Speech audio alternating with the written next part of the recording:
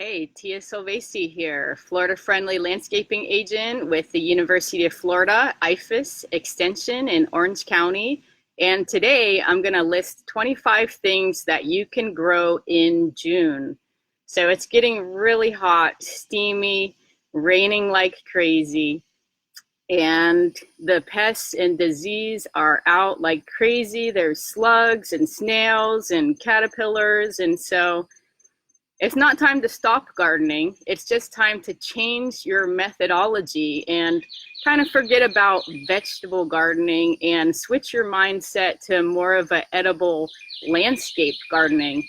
So I'm going to talk about some annuals and perennials that you can be planting right now.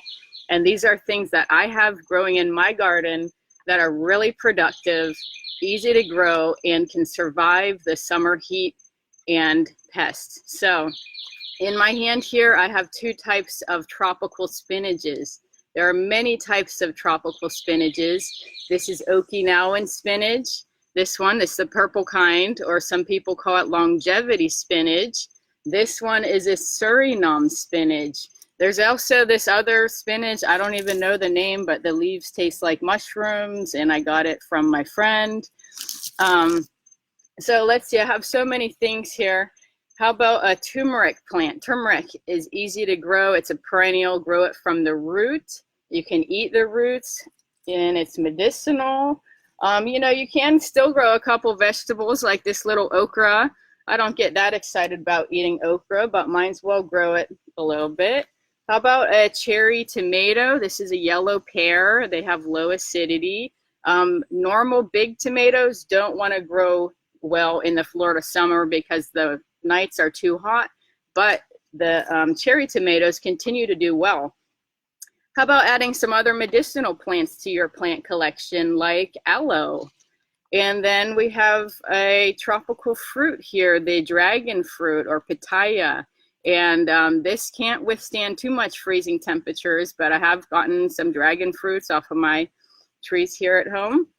My vines. Don't forget about black-eyed peas, which can be planted all summer long. And of course, your seminole pumpkin, which I just have this little one in the pot, but the ones I have in the ground are about 6 feet tall, wide, the vine. So hopefully yours are bigger than this, but if not, start planting now. Don't forget about your flowering plants, your insectary plants like this marigold right here. So you can plant the seeds, save the seeds, replant it, and keep this going all year round. Not a vegetable, but a loofah squash. So this grows like kind of like the seminole pumpkin. It's a vine.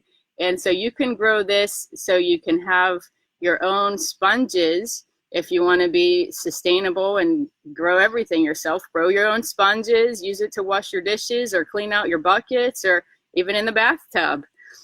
This is a cool one.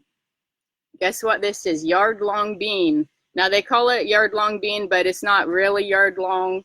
This one's maybe about 2 feet long, but this is an excellent vegetable. It's kind of tastes like a black-eyed pea. You can eat it raw, and again, save the seeds for future generations. In case I didn't talk about sweet potato yet, here's one that's been sitting on my counter, and now it's just starting to grow. So if you forget to eat it, grow it, or just plant it in the ground. Some other things I have here, moringa, which you can eat the leaves, very nutritious and delicious. Pineapple, just put your plants that after you eat them from the grocery store, put your tops in a little pot like this, grow it. I have some ripe pineapples, getting ready to ripen now in my garden. Don't forget about pigeon pea over here. Pigeon pea, I first learned about it in Costa Rica, and it has edible peas. The Hispanic Latino people call it gandules. I love to eat it. It grows like a little shrub. It's wonderful to grow. Papayas, you should be having some nice papaya trees that should be fruiting by the end of the year if you got them going. Sugarcane over here, if you want to experiment with growing your own sugar, grow some sugar cane. It's also a good grass plant. You can trim the tops and add that to your garden. What else do we have? Hot peppers. jalapenos, cayennes, they will last through the summer. Some herbs, like we have lemongrass, so you can just cut these leaves and make it for tea. That's a really delicious tea. I have some purple basil over here, and the bees love the basil, great for insectary plants, pollinators. A little bit of peppermint. This just lives year round, and if it gets too long, just make a cutting from it and put it in a pot and give it to one of your friends. And then I have a banana tree back here. So bananas are my buddies. They do great in my yard.